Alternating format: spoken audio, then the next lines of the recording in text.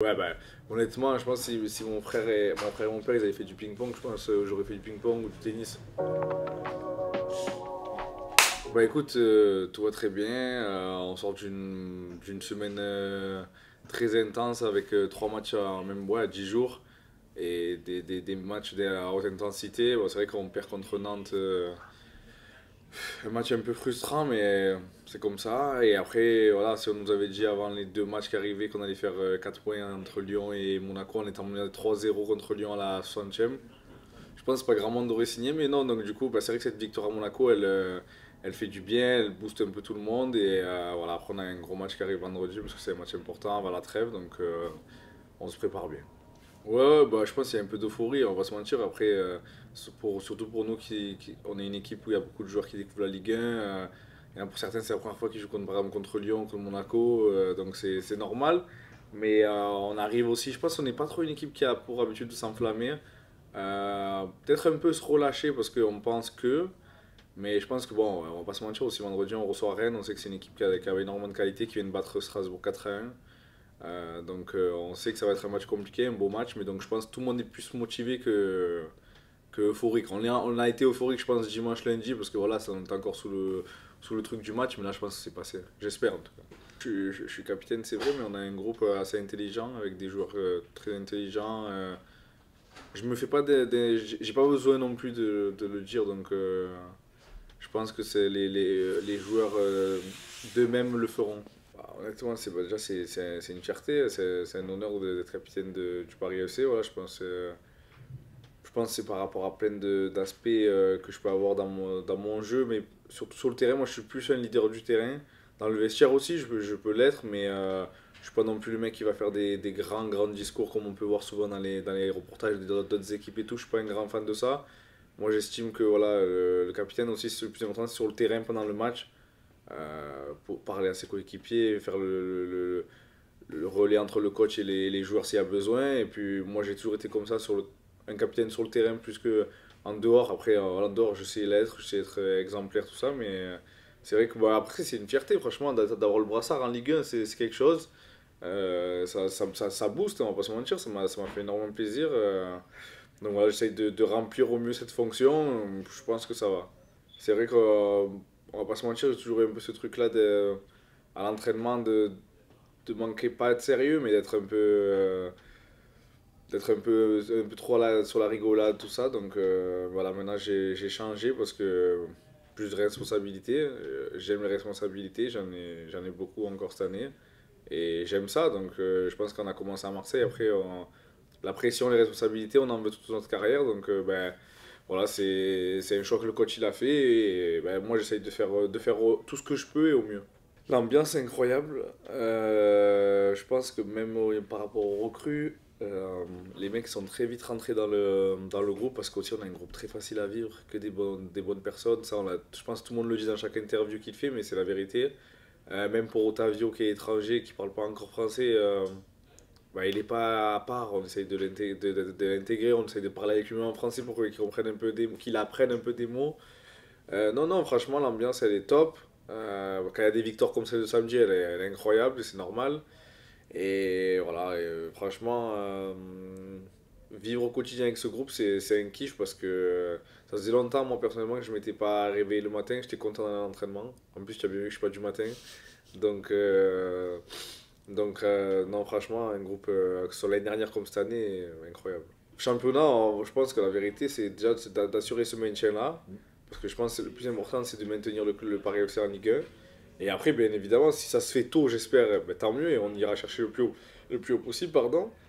Si ça se fait plus tardivement, ben, le plus important, ce sera de se maintenir. Moi, je pense qu'il ne faut pas non plus qu'on s'enflamme parce qu'on voit qu'on est capable de. Jouons match après match, mais soyons honnêtes sur le fait qu'aujourd'hui, l'objectif principal, c'est de se maintenir en Ligue 1, d'y rester. Mais bien sûr que si demain on fait une série de matchs, de victoires et compagnie, qu'on peut aller chercher très haut, ben, bien évidemment qu'on va pas se cacher. Hein, on va pas non plus jouer juste pour finir 13e ou 14e, quoi. Franchement, moi je suis pas trop joueur qui me fixe des objectifs perso avant les saisons, tout ça. Euh, Franchement, je pense que je fais l'un des meilleurs débuts de saison depuis que j'ai commencé en professionnel. Je pense avec ma première année à l'OM, je pense que cette année, je pense même que c'est presque mon meilleur début de saison en termes, par rapport au match que je fais. Donc, de continuer comme ça, d'être décisif comme j'ai pu l'être ce week-end, si j'ai marqué des buts, parce que c'est vrai que ça fait plaisir. Et non, non, être un leader de cette équipe-là et faire la meilleure saison possible en équipe, quoi. Moi, je suis pas trop dans l'individuel, je suis plus dans le collectif, mais faire la meilleure saison possible, que ce soit individuellement comme collectivement. T'étais quel genre de joueur quand t'étais petit? Très boudeur, très mauvais perdant, donc très hargneux. Mais j'étais un bon petit joueur quand même. J'avais des qualités techniques pas mal. Bon, physiquement, tu imagines bien que c'est pas ça, mais j'étais un très mauvais perdant. Ouais. Mon frère, non, ça va, mon frère. Après, il a toujours eu bon caractère, mon frère, quand même. Bon, bien évidemment, on est des mauvais perdants parce dans le sud, on est tous comme ça. Mais mon frère, ça allait, un peu plus, comment dire, un peu plus posé. Moi, c'était vraiment le petit teigneux, quoi. Voilà. Lui, ça va, non, ça va, ça va. Mon frère, il avait de bon caractère, c'était un phénomène, surtout. Comment vous alliez à l'entraînement? C'était vos parents? À Vous alliez l'époque, avec ouais. eux? À l'époque, mes parents, ouais. Parce qu'on jouait pas à côté de la maison. Du coup, mon père, en fait, il était dans le club déjà, là où on a joué, on a commencé le foot avec Ilan, avec mon frère. Et donc, mon père, ben, il m'a emmené moi tous les jours. Burel FC. Ok. Ouais, c'est là où on a commencé avec Ilan et. Enfin, Jules, il a pas commencé là-bas. Jules, il a commencé à un autre club qui s'appelle les Pennes Mirabeau. C'était à côté de la maison où on était. Et après, avec mon père, ils sont partis au Burel. Et moi, donc, du coup, quand je suis né, c'était déjà là-bas. Donc, je suis parti là-bas. Et Ilan, il a commencé là-bas aussi le foot. Honnêtement, je pense que si mon frère et mon père, ils avaient fait du ping-pong, je pense que j'aurais fait du ping-pong ou du tennis. Ouais, dans le centre de formation, c'était la meilleure époque de notre vie. En vrai, c'est là où on se forme, c'est là où on découvre un peu les choses de la vie. Donc, en vrai, non, le centre de formation, c'était bien. À Marseille, j'ai fait 3 ans. Franchement, c'était stylé, les soirs de match. Tout le monde regarde les matchs ensemble dans la salle de télé. Non, franchement, c'était. Le centre à Marseille, c'était pas mal. Moi, même si j'habite à Marseille, même par rapport à mes parents, comme ils travaillaient et tout, c'était mieux. Et je préférais être au centre parce que quand t'es pas au centre, tu vis pas au quotidien avec les autres. Et donc, tu vis pas ce qui se passe. En fait, je voyais, il y avait des mecs de Marseille qui dormaient pas au centre. Le lendemain, ils arrivaient, ils avaient pas vécu ce qu'on avait vécu la veille et tout ça. Donc, c'était à part un peu. Non, déjà, je pense le premier, c'est prendre du plaisir au quotidien, à l'entraînement, travailler, parce que ça, c'est la vérité, il faut travailler, mais croire en ses rêves. Et après, voilà, faut pas se mentir aussi, il y a le facteur chance qui joue. Il y en a un, deux, peut-être maximum qui vont sortir de chaque génération. Donc, faut se donner les moyens de pouvoir en sortir. Après, ouais, c'est les choses que je peux dire, de croire en leurs rêves, surtout c'est le plus important, de se dire que c'est possible. Et je pense qu'au PFC, il y aura la place. Toi, t'as eu de la chance du coup, Alan? Ouais, bien sûr. Bien sûr, c'est un enchaînement de circonstances qui ont fait que quand je commence à l'OM, j'allais presque partir en prêt. Au final, 3 mois après, je suis resté. Le club il a été racheté. Il y a un nouvel entraîneur arrivé, Rudy Garcia, le français, et il m'a fait jouer direct en fait. Et j'ai été bon aussi, il faut être bon le jour J, mais il m'a mis direct. Et j'ai fait 33 matchs, 34 matchs direct la première année à 18 ans, donc c'est un facteur chance, bien évidemment, tout le monde le dira, que ça commence là, à part pour les cracks comme Messi, comme Cristiano et tout, mais sinon, bien évidemment, qu'il y a toujours un peu un facteur chance. Mon frère, il était à Marseille Consola. Je sais pas si ouais, je pense à l'époque, il était en national. En national, Marseille Consola, il était trop fort, Jeu en national à l'époque et tout, à Consola, il mettait des triplés, il était pour. Et du coup, on vivait ensemble. Quand j'ai commencé en pro à Marseille, on vivait ensemble. Depuis le début, je suis un peu comme son fils, donc il a toujours été de bons conseils, et toujours, même encore maintenant, tu vois, mais. Non, en vrai, ce qui était kiffant, c'est quand je rentrais de déplacement, parce qu'on découvrait la Ligue 1. Pour moi, c'était ma première année en Ligue 1, c'était nouveau. Et après, même mon frère, il venait me voir jouer partout. En vrai, dès qu'il pouvait, par exemple, tout ce qui était la région du Sud, parce qu'à l'époque, il y avait Saint-Etienne, Lyon, Nice, Monaco, Montpellier, il venait partout.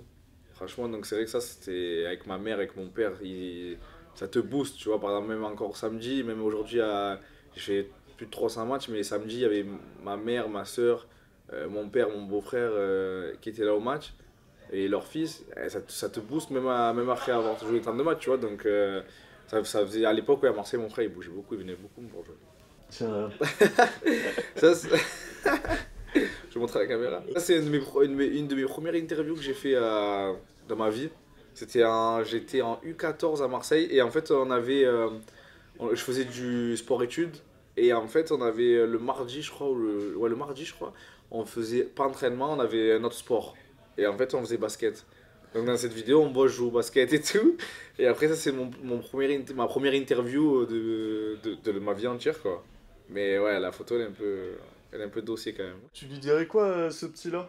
Il a fait du chemin, hein. Franchement, il a fait un beau chemin. À ce moment-là, j'imaginais absolument pas qu'un jour je serais devant toi. Mais il a fait pas mal de chemin. Ouais, il a une carrière plutôt sympa, je trouve, parce que soit ma période à l'OM ou ma période à l'Italie, en Italie, elle a été sympa. Et voilà, je suis content de ce que j'ai fait. Le plus beau reste à venir, je pense. Mais je suis content, je vais faire 28 ans dans un mois. Je suis très content de ce que j'ai pu accomplir jusqu'à aujourd'hui. Et j'espère que la suite, elle me réservera encore de meilleures choses, hein.